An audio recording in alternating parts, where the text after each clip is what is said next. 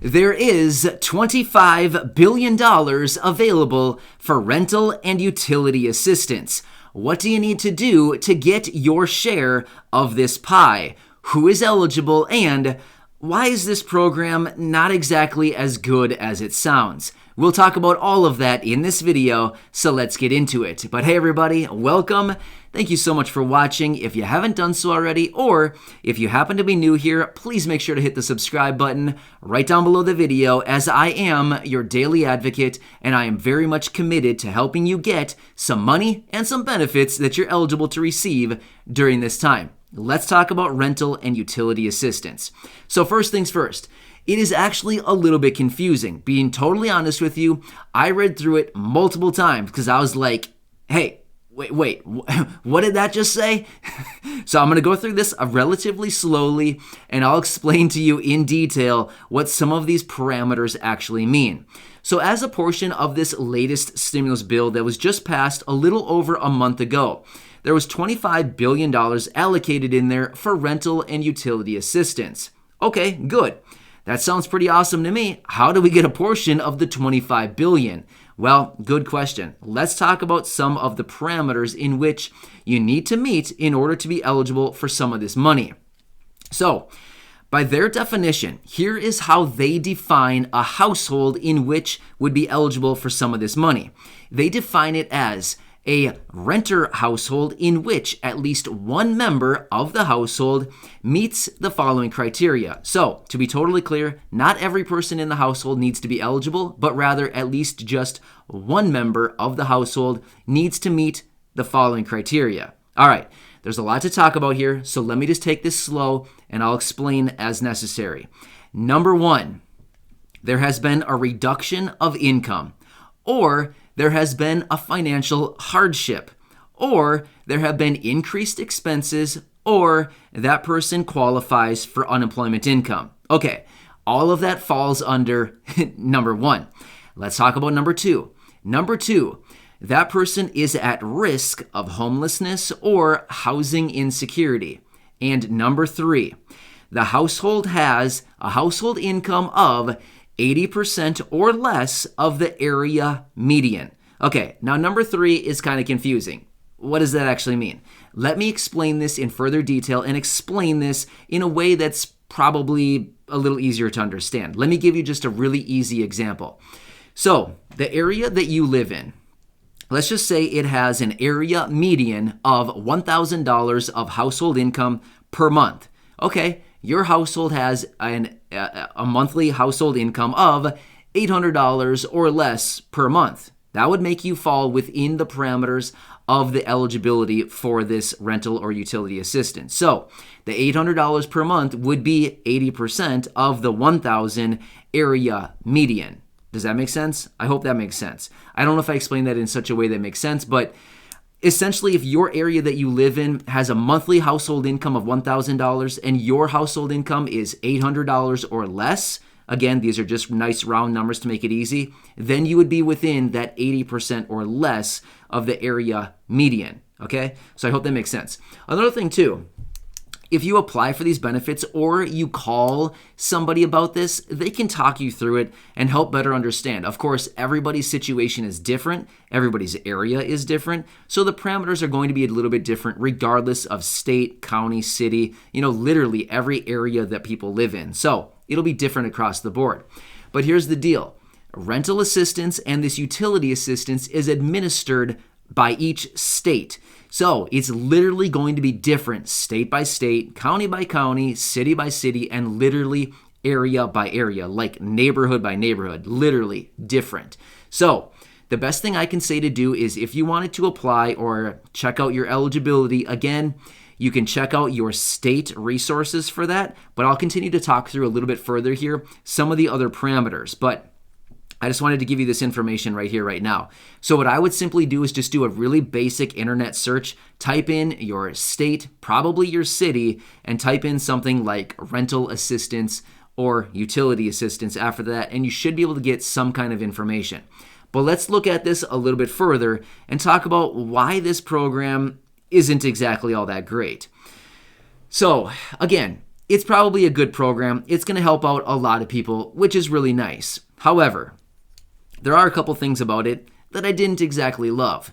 And that is, it went on to say that if anybody is receiving any type of federal housing assistance, so whatever that happens to be, Section 8 or any other housing assistance from the federal government on the federal level, here's what it says.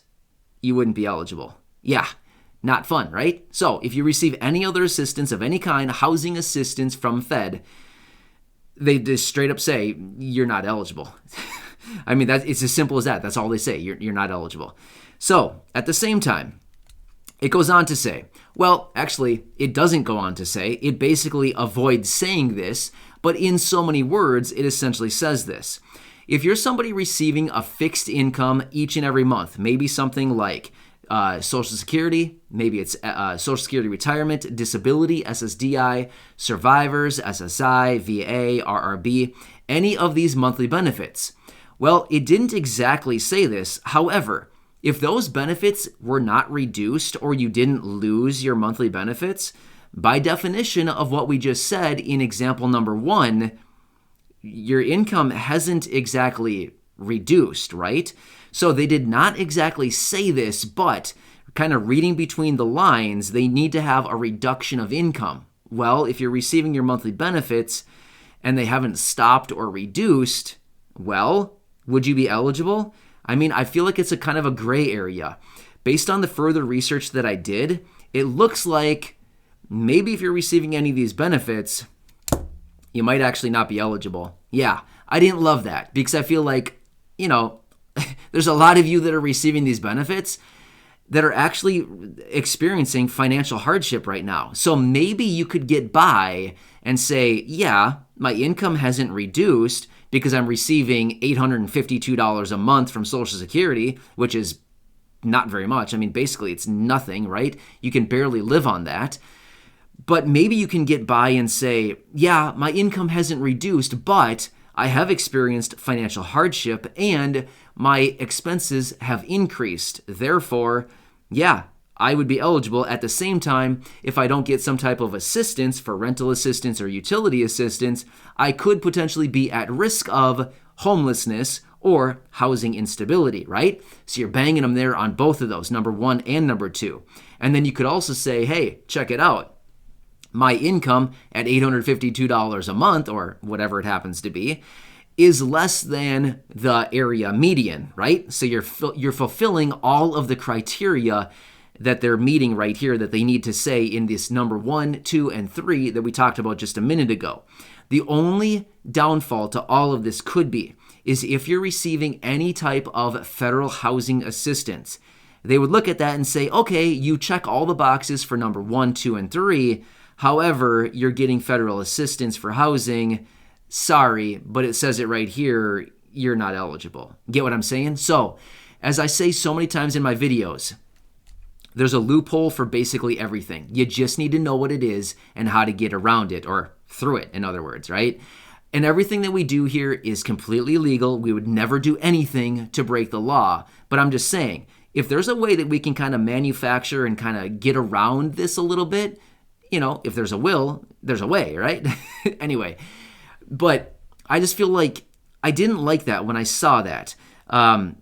It didn't exactly say that you would be excluded, but rather in so many words, it kind of said, well, your situation hasn't really changed. Well, I think a lot of us can probably argue, yeah, your situation has changed. Your expenses have increased. You are experiencing financial hardship, and if you don't get some type of assistance, you could potentially be facing homelessness or housing insecurity. Boom!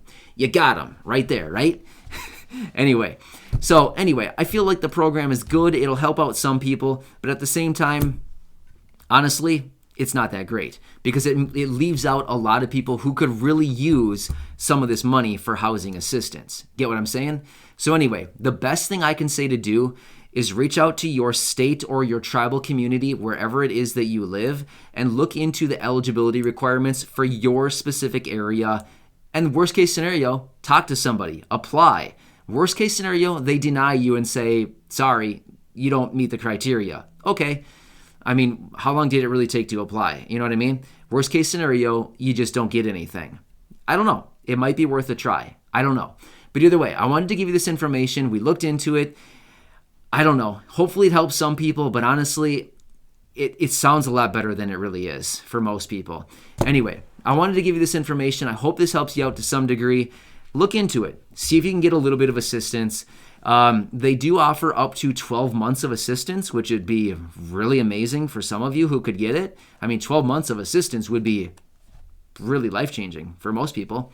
But anyway, feel free to leave a comment or question down below. I'll do whatever I can to continue looking into this, but this is just what we're finding as of now.